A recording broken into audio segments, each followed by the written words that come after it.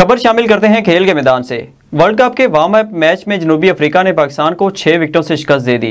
Match में जनूबी Africa ने पाकिस्तान की जानिब से दिया गया 187 रन का हदफ 4 विकेटों के नुकसान पर हासिल कर लिया। जनूबी अफ्रीका की जानिब से वेंडर डसन ने शानदार बैटिंग का मुजाहिरा करते हुए सेंचुरी स्कोर की।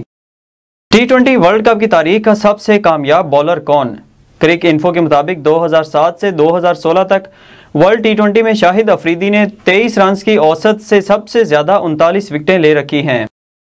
T20 वर्ल्ड कप में वेस्टइंडीज को बड़ा धचका। समाजी राब्ते की वेबसाइट ट्विटर से जारी पैगाम में इंटरनेशनल क्रिकेट काउंसिल ने बताया कि वेस्टइंडीज के ऑलराउंडर फेबल एलन इंजरी के बायस वर्ल्ड कप से बाहर हो गए हैं। रिपोर्ट के मुताबिक फेबियन एलन को टखने पर चोट आई है, जिसकी वजह से डॉक्टरों ने उन्हें आराम का मशवरा दिया है।